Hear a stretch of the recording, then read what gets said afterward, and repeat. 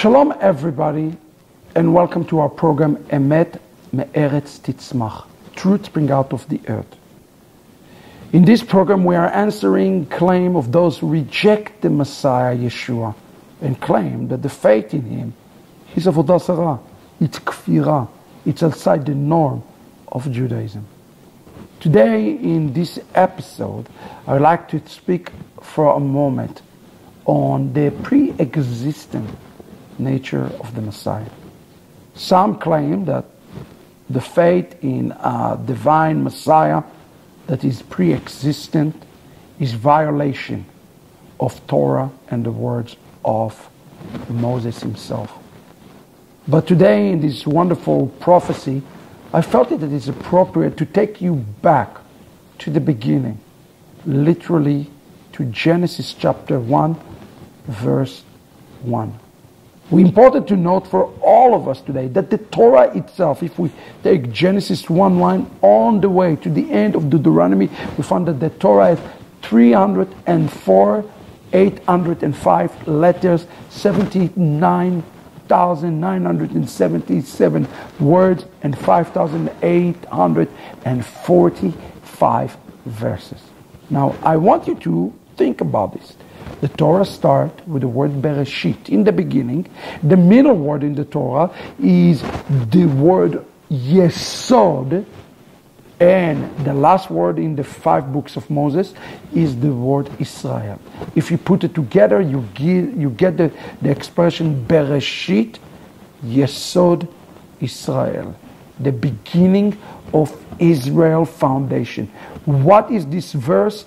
In the middle of the Torah is the verse when Moses took the blood and brought the atonement upon the children of Israel. This is the middle point, the essence of the blood. Could it be that the Torah, Bereshit, Yesod, Israel, the foundation of Israel, the merit of Israel, is a prophecy that prophesies about Yeshua himself? Could it be that he is right there in the middle of the text? I want you to think about this for a moment. The first 3 words in the Torah, Bereshit bara Elohim. If you take the end of each one of those letters, Bereshit bara Elohim, you have a Tav, you have a Mem, and you have an Aleph. Beginning, and the letter in the middle is Mem. Aleph, Mem, Taf. It's the Hebrew word Emet. You get the word truth. If we apply the same principle, we have to ask ourselves the question, who is Emet? What is the name Emet represent? Allow me to show you this amazing prophecy found in the book of 2 Chronicles 15:3, where it says, "Now for many long seasons Israel was without the God of Emet, and without a teaching priest, and without Torah." This is important to understand. If there is no Elohei Emet, there is no priest and there is no Torah. And the question is, who is Emet? The prophet Jeremiah tells us who is the one who is called Emet. In Jeremiah 10:10 he says, "But Yod-Heh Vav-Heh Elohim, he is the Emet. He is the living God. He is the everlasting God. His wrath, the earth tremble, and the nation not able to abide by his indignation." Now, when we take this word in Hebrew, Bemet, we see it embedded in Genesis 1:1. The Aleph, the Mem, and the Taf. He was there in the beginning. The very beginning of time. Aleph equal 1. Mem equal 40. And Taf equal 400. If you take this expression 441, it is equivalent for the words, "And this is Messiah, son of David." This is Mashiach, son of David. The rabbis of Israel told us that it is a clue, a hint about the Messiah, son of David.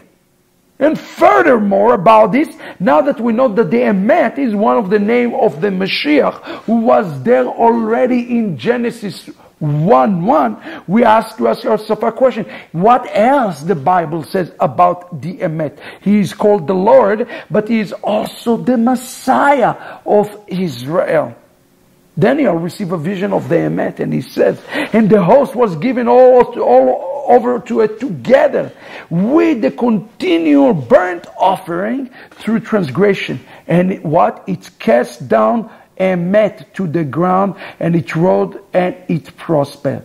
This Hebrew word for casting it down is important. The word to cast it down is the same word as the word to succeed, and is the same word as the word for shalom, representing our shalom. Hashlacha. He has been rejected in order to bring successes. That sounds like somebody we know, the one who has been rejected, the one who has been despised, in order the one to bring shalom. Here it says here, he will be succeeded. And this word succeeded is important because it's the same word that appears in Isaiah 52:13. Behold, my servant will be what? He will be successful. He will be exalted and will be lifted up and will be very high. The same word that appears in Daniel chapter 2 is the same word that is appearing in Isaiah 52:13 to represent the Emet. Who is the servant of the Lord that Isaiah is speaking about? Is none other than the Emet. And the Emet is Mashiach ben David. And that's why the prophets of Israel said the following, and I quote, "Hear the word of the Lord, you children of Israel, for the Lord had a controversy with the inhabitants of the land." Because there is no Emet. If there is no Emet, there is no grace, no mercy, and no knowledge of God in the land.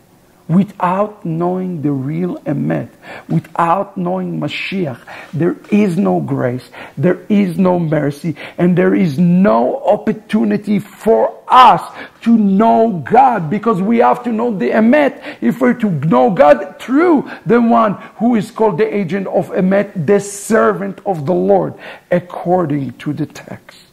That's why in the Psalm it says that Chesed, the Emet, grace and Emet and Mashiach have to meet in order to receive righteousness and shalom that ended up kissing one another. In order for us to receive grace, we need to first and foremost to find the Emet. And the Emet was there in Genesis chapter 1, verse 1. That's exactly what it says. And that's why Yeshua says, I am the way, and I am the Emet, and I am the life, and nobody come to the Father except by me. He is the Emet. And as the prophet Daniel tells us in Isaiah, and even in Genesis 1:1, it is through the Emet that all things have been created and established for the sanctity, for the power, for the glory of the one who is called Emet. And we have to take this word to account seriously in the context of what it says specifically in the Sanhedrin 99 in conclusion. Rabbi Ben Abba said in the name of Rabbi Yochanan, and I quote, all the prophets prophesied of good things only for the days of the coming of the Mashiach, for the day that is coming of the Emet. Daniel even here prophesies of his own rejection of the Emet in order to bring success to you and I. Let us put our trust in Emet, in the Emet, the one that was there in the story of creation from the very beginning. God bless you, everybody. Shalom.